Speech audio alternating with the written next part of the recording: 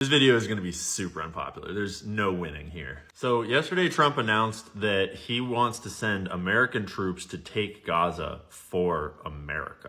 And at first glance, this is like Bibi's wet dream. And he seems like he's eating it up because this has been the plan all along. They were never here for peace. They never wanted the hostages.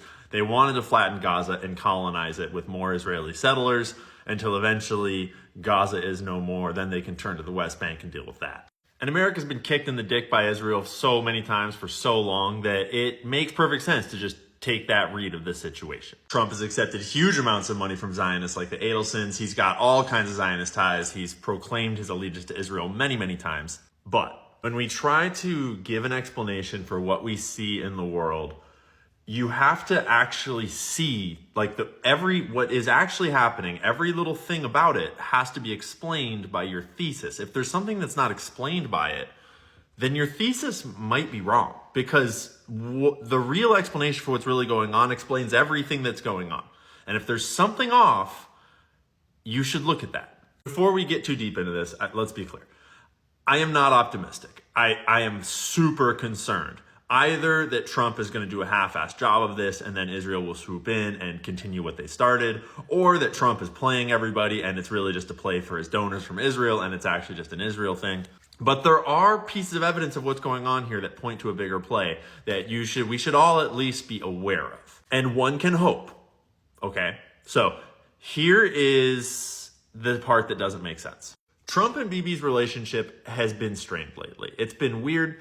Trump has recently reshared Jeffrey Sachs calling Netanyahu a deep, dark son of a bitch. Trump has snubbed Bibi on a number of occasions, and Bibi did not attend Trump's inauguration after Trump said some stuff that maybe caused some friction. It's hard to say. And then the internet started to notice that it doesn't look like Trump told Bibi about this announcement before the press conference where he announced it. Here, check this out. The U.S. will take over the Gaza Strip, and we will do a job with it too. We'll own it and be responsible for dismantling all of the dangerous unexploded bombs and other weapons on the site, level the site, and get rid of the... Obviously, you got to watch that for yourself and come up with your own interpretation. Bibi is trying to stay behind a poker face. It's hard to tell what he's thinking. But based on his body language, I think there's at least a reasonable chance that he didn't know about this in advance. And if that's true, it kind of forces a reassessment of what's going on here.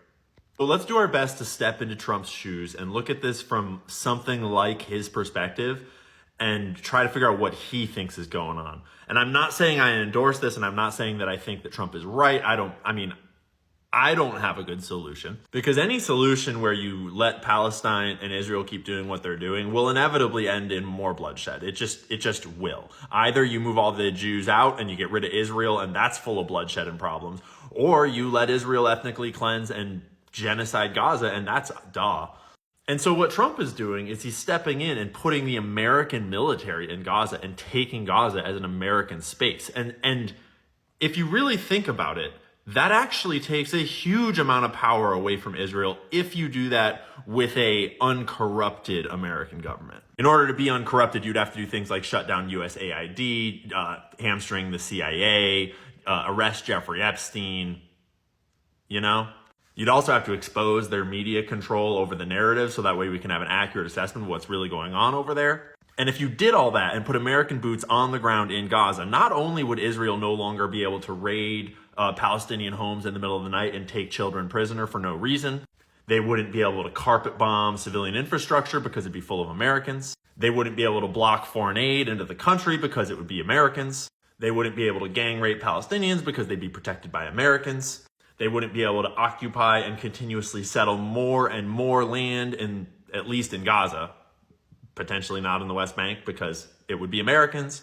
And Hamas, which has been propped up by Israel and the corrupt deep state here in order to continue and perpetuate this conflict, would no longer be in control in order to perpetuate this conflict because it would be Americans. And in an ideal world, it would be fucking Palestinians. And the Israelis would have never even moved in and tried to take all this land for themselves, dating all the way back to like 1900. But that's, we're past that part. But until Trump reveals his buddy Tesla's time machine and we go back and like erase the battlefield, we can't undo what has been done. We have to deal with the present situation. And we have to try to find a solution that has the least bloodshed possible. And while there are some serious colonial and ethnic cleansing concerns of moving all the Palestinians out and rebuilding the whole place in like an American image and allegedly allowing them to move back in, which I am super skeptical of, not to mention even theorizing that they're gonna leave willingly in the first place. Like, it sounds like we're about to have American troops fighting Hamas to try to get Palestinians to leave, because why the fuck would they trust Trump when they say, oh yeah, we'll build it back better for you and then let you come back? Like,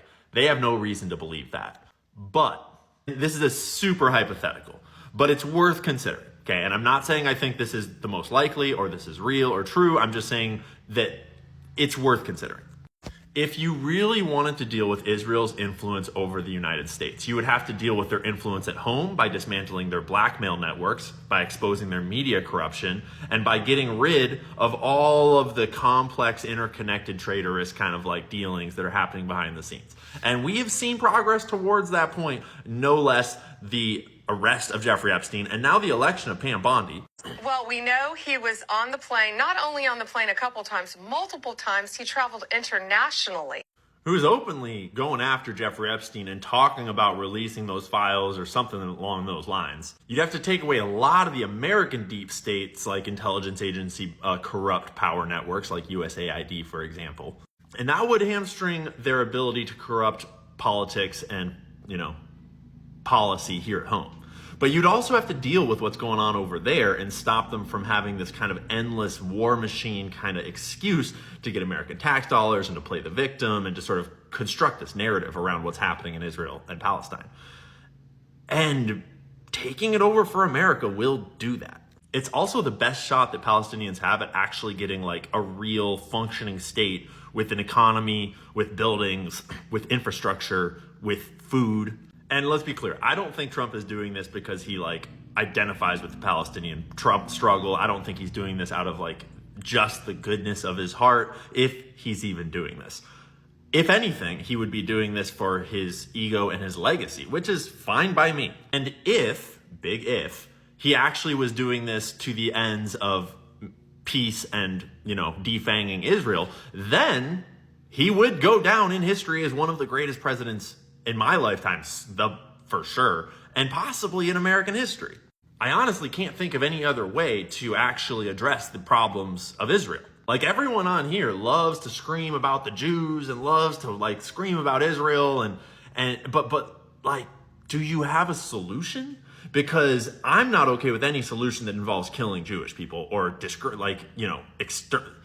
most of the solutions, when you really get down to it, end up being genocide in the other direction. And that's not okay. We need a solution that can end the conflict, separate the parties, and basically tell everyone to take a fucking time out. And I can picture, I can imagine, I can optimistically hope that this is potentially a way to do that. And if he was doing that, it would make sense that he had kind of pulled the wool over Bibi's eyes and was playing very nice with Israel all along the way, and still to right through the process would sort of force a smile in public and present policies that they can't overtly object to, because technically it is what they have to say they want, is a peace deal. I mean, it would be pretty ingenious, actually. Now, is the actual land partition in any way fair? No, not in the fucking slightest. Is the funding issue with our tax dollars cleared up? No, not in the slightest. He's giving even more money to Israel. And do I really think that Trump has the best intentions in mind? No, not really. I want to hope, but no, not really. And even if he pulls all this off, it's still kind of a selfish, America-centric solution to the problem over there that sort of puts American economic interests above Palestinian lives and interests. There's the whole question of the natural gas and the oil that's over there. There's the question of the canal that is being talked about, the Ben Gurion Canal. It's a power play. All I'm saying is that it's complicated, and I don't feel like we know what's really going on yet. And unless you've been sitting in Trump's private meetings and know exactly what's inside his head, you probably don't know what's going on either. So stay frosty, question everything, and pray for peace. Because no matter how you slice it,